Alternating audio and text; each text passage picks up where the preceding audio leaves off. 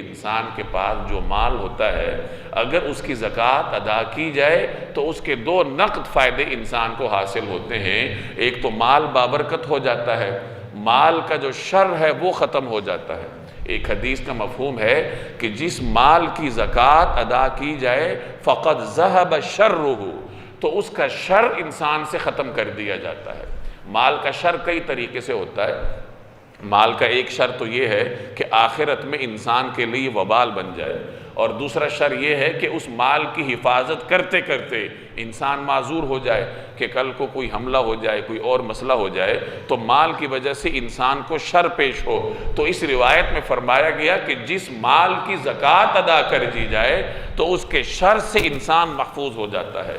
تو زکوٰۃ ادا کرنے کا ایک نقد فائدہ تو انسان کو یہ ہوتا ہے کہ مال کے شر سے آدمی محفوظ ہو جاتا ہے، اور دوسرا فائدہ یہ ہوتا ہے کہ اس مال کو اللہ تعالیٰ انسان کے لیے بابرکت بنا دیتا ہے۔